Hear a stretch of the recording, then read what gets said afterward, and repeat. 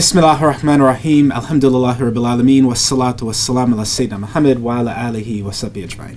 In the name of God, the most compassionate, the most merciful, all praise belongs to God, the Lord of the worlds. May peace and blessings be upon Prophet Muhammad, his family, his companions, and all of God's prophets and messengers.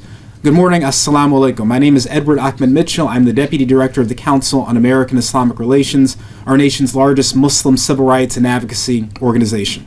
On behalf of the entire CAIR team, I want to thank you all for joining us and for tuning in to today's release of our 2025 Civil Rights Report, Unconstitutional Crackdowns. Today you are going to learn about the state of anti-Muslim bigotry facing the American Muslim community and the threats to not only our community, but the Constitution itself.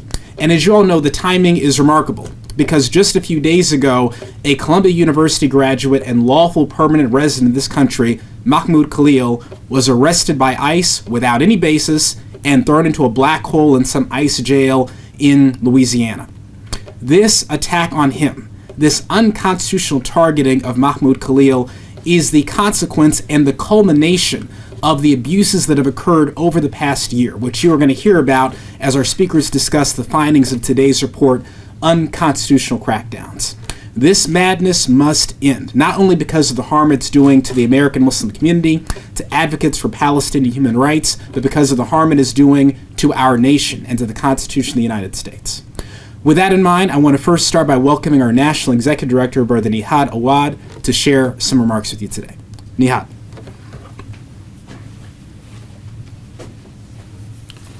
Thank you, Edward. Good morning. Assalamu alaikum. Peace be to you. First, I would like to thank our amazing team, Corey Saylor and Farah Hafifi, for preparing this annual civil rights report on behalf of CAIR. This year's report shows the highest number of cases, complaints ever received by CAIR in its 30 years of collecting data and issuing reports on the civil rights of American Muslims. This historic level of the rise of Islamophobia is alarming.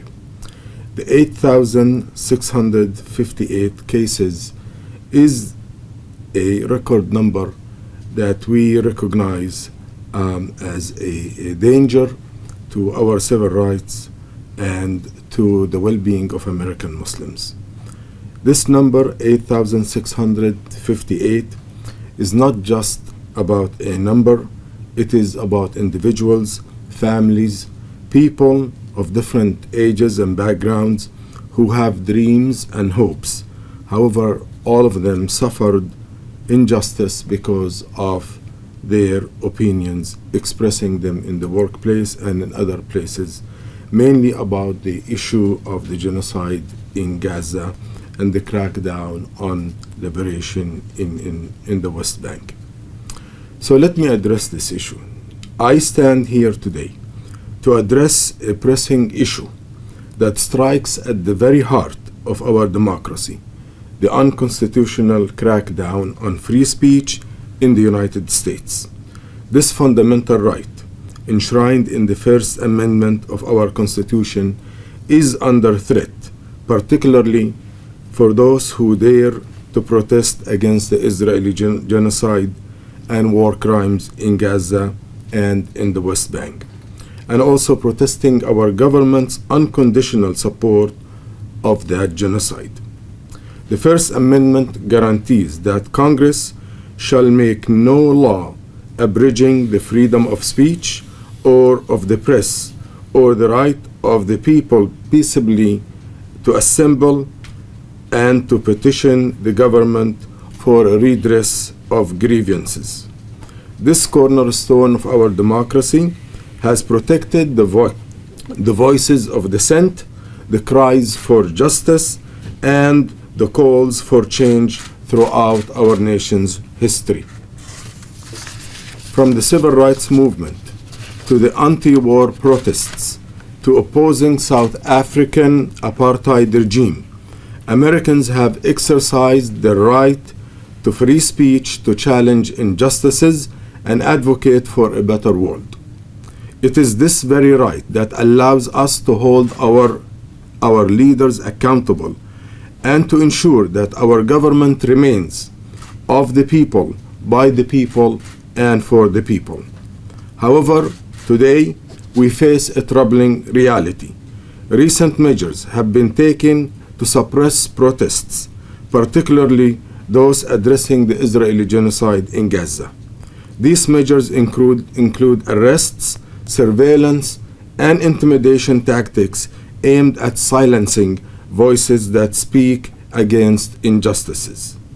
Individuals, students like Mahmoud Khalil, and groups advocating for Palestinian rights have been disproportionately targeted, facing legal repercussions simply for exercising their constitutional rights of free speech. This crackdown not only undermines our democratic principles, but also sets a dangerous precedent for the future. The actions taken to suppress those protests are not only unconstitutional, but also deeply unethical. Silencing dissenting voices violate the very essence of our democracy and erodes the trust between the government and its citizens. By stifling free speech, we deny ourselves the opportunity to engage in meaningful dialogue, to understand different perspectives, and to work towards a solution that reflects our desire to protect the values of justice and equality. It is imperative that we recognize the ethical implications of these actions and stand against them. The crackdown on free speech has far-reaching consequences for our society. It creates an environment of fear and repression, where individuals are discouraged from expressing their opinion and advocating for change. This stifling of public discourse weakens our democracy and hinders our ability to address critical issues. Moreover, the suppression of protests against the genocide in Gaza prevents us from fully understanding the complexities of the conflict and the humanitarian crisis that continues to unfold. It is through open and honest dialogue that we can hope to find solutions and work towards peace. Let me address the issue of Mahmoud Khalil in particular.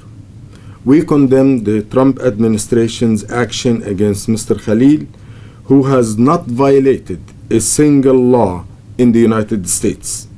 Abducting him in the middle of the night while taking an iftar meal during the month of Ramadan is a violation of his rights, and it is a chilling message of intimidation against all activists who are speaking against injustice.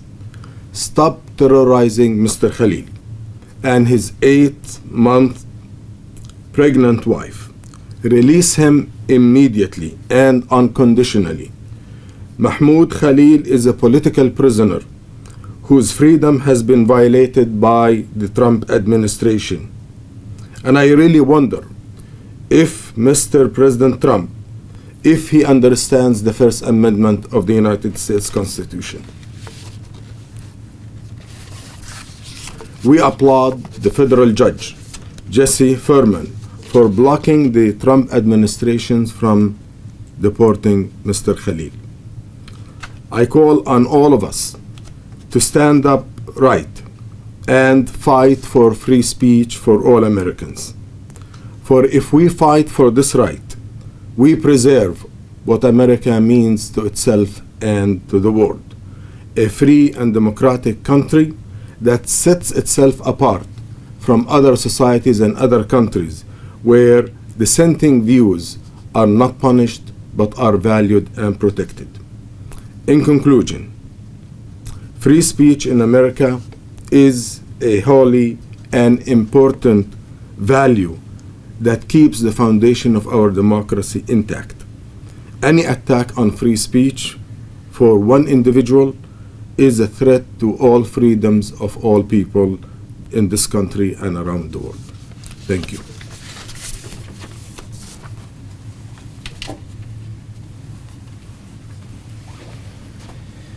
Thank you. Now I'd like to invite up Farah Afifi, who is the Research and Advocacy Manager and one of the authors of the report Unconstitutional Crackdowns.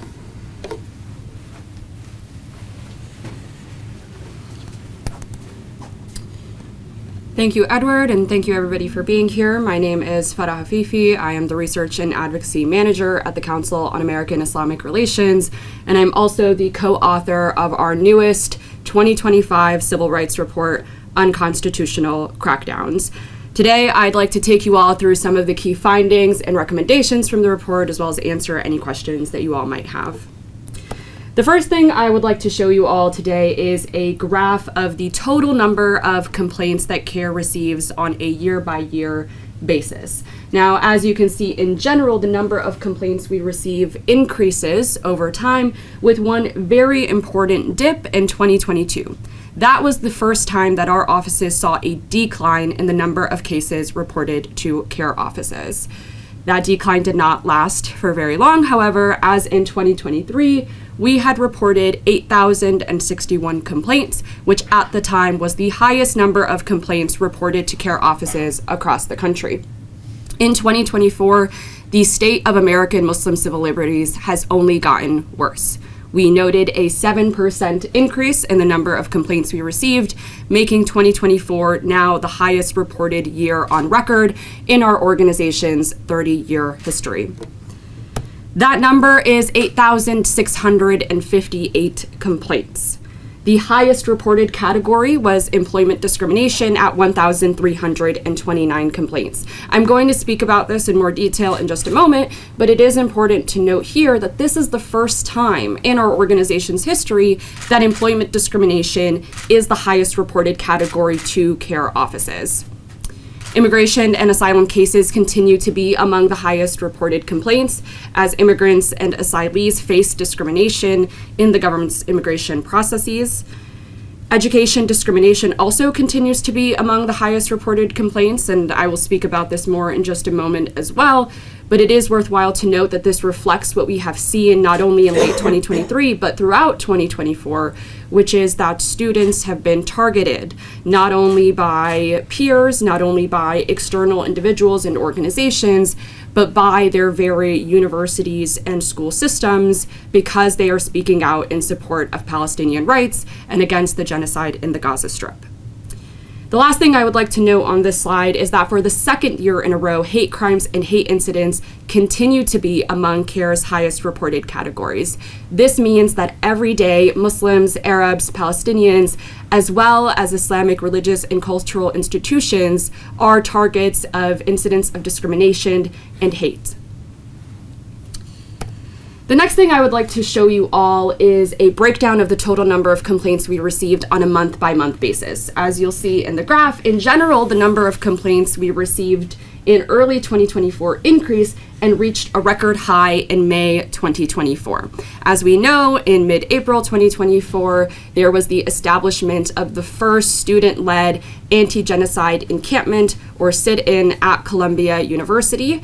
Students at over 100 universities quickly followed suit, also establishing student-led anti-genocide encampments calling for Palestinian human rights. Unfortunately, many universities overwhelmingly responded to those students, not with dialogue or an extension to discuss their concerns, but rather with police batons and arbitrary policies meant to repress free speech.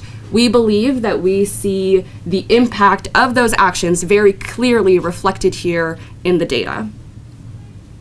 Now, I'd like to go ahead and discuss some of the key trends that are emerging from the 2024 data. The first, as I mentioned, is that employment discrimination in particular is at an all-time high. Again, this is the first time in our organization's 30-year history that employment discrimination is the most highly reported category.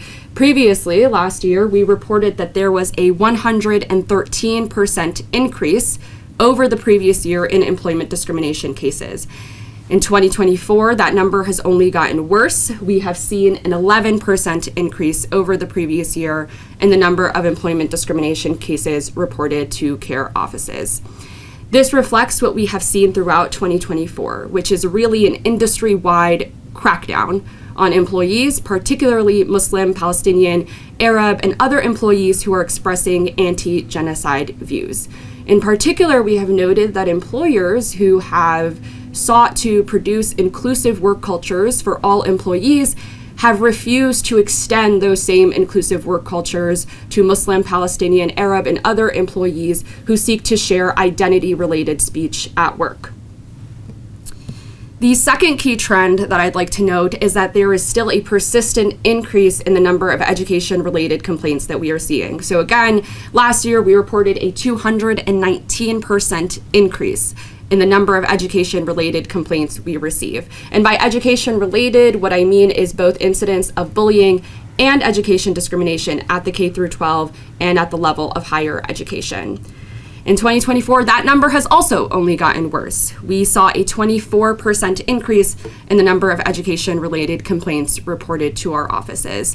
And this again reflects what we have seen throughout 2024 and even up until 2 days ago when Mahmoud Khalil, a Columbia University student, was unlawfully detained by ICE agents, which is that students have been targeted not only by their fellow peers, not only by external individuals, but by university administrators, by their educators, by their instructors, and by our very own government. Our reporting throughout 2024 has noted in particular that at universities there are two key trends that we are witnessing. Number one, that universities are categorically failing at protecting Muslim, Palestinian, and Arab students from discrimination. And number two, that universities are themselves active agents in targeting their own students that they are meant to educate and mentor to be leaders in this world.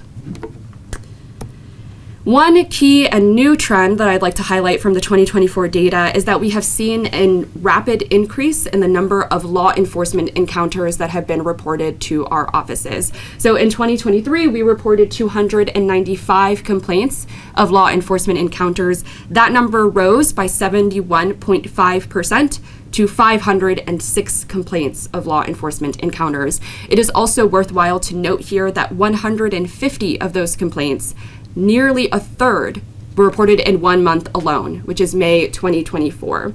This further confirms what we believe to be true of April and especially May 2024, which is that universities who have overwhelmingly responded to their students with police batons and law enforcement have directly led to an impact and a threat to the state of American Muslim civil liberties, which we see again reflected here in the data. Finally, also emerging from our 2024 Civil Rights Report is a new data tracker of incidents targeting Islamic institutions and Islamic places of worship. We noted 40 such incidents that occurred throughout 2024. These include incidents of harassment, intimidation, vandalism, destruction, targeting Islamic places of worship. It is very clear to us that we continue to live in a time of threat to the state of American Muslim civil liberties and the ability of everyday Muslims to practice their faith in the United States. However, I do want to note a few key successes that have also emerged from the report, especially our work to continue to challenge the unconstitutional federal watch list. In March, the Supreme Court ruled in favor of CAIR 9.0, allowing our lawsuit against the federal watch list to move forward. In August, we also filed new lawsuits to challenge what appears to be the federal government's decision to use the federal watch list explicitly to target Palestinian community activists. In August, CAIR National, as well as our Los Angeles office, filed lawsuits on behalf of Osama Abu Shaid, as well as Mustafa Zaidan, two Palestinian American activists who appear to be targeted by the watch list simply for speaking up against the genocide of their people. Finally, I'd like to conclude with a few of the recommendations that are emerging from the report. Number one, we continue to urge government officials, corporate leaders, and all universities and schools to respect free speech on Palestine.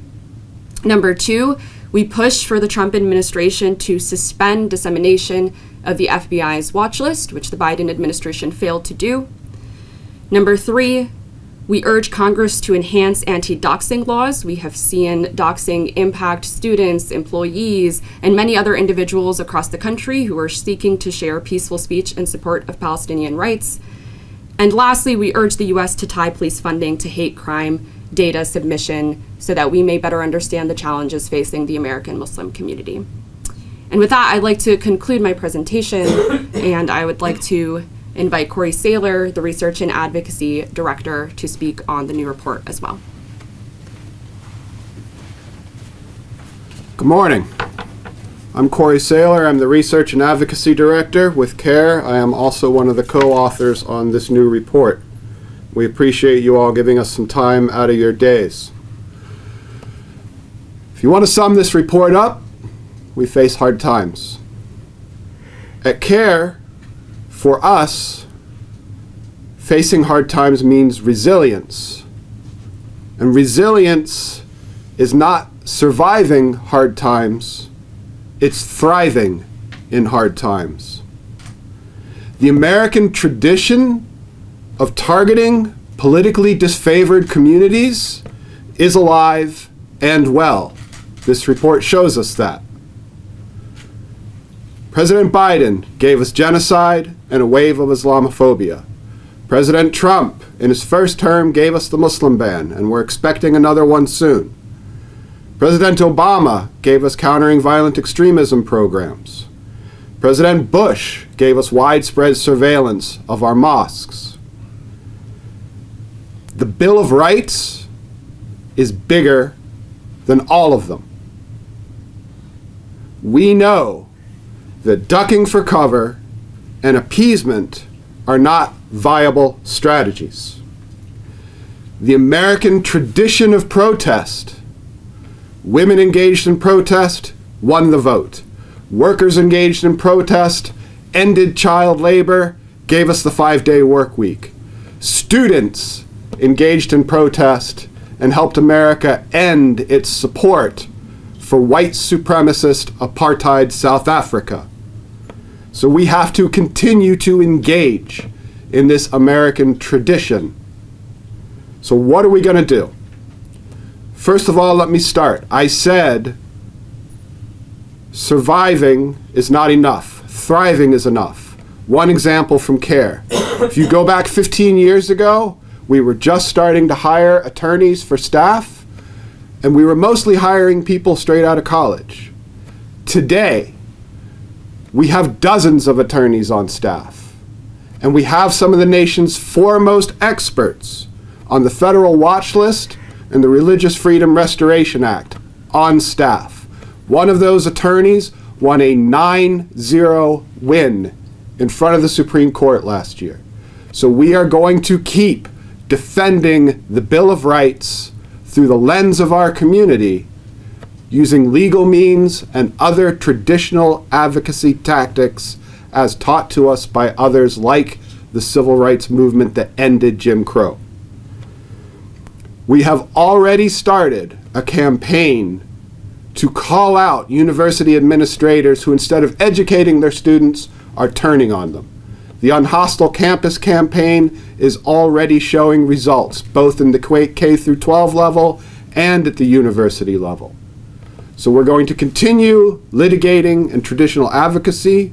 We are going to continue our campaign on Hostile Campus, and we will soon launch, based on the data you just saw in this report, another campaign going after employers who seek to walk back the promises they made in the wake of George Floyd's 2020 murder at the hands of police. Employers who have engaged in silencing their staff from speaking about very simple things like genocide is wrong, apartheid is wrong, occupation is wrong. So we will launch a new campaign supported by a new report on that issue shortly. We appreciate you all attending our press conference today and supporting the release of this report.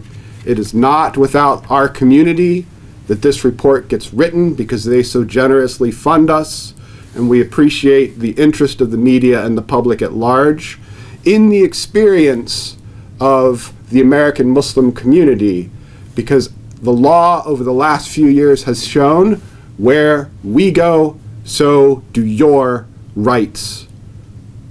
If the Bill of Rights is eroded for us, it 100% will be eroded for everyone else in our nation. Thank you very much, and if we have any questions, we'll take them.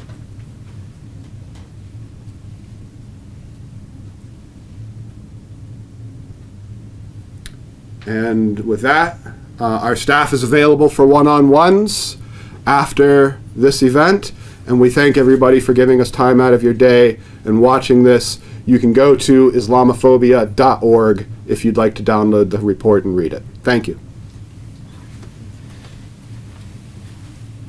Thank you, Corey. Thank you for that excellent report and for your work. I want to thank all of our chapters as well for contributing to this report.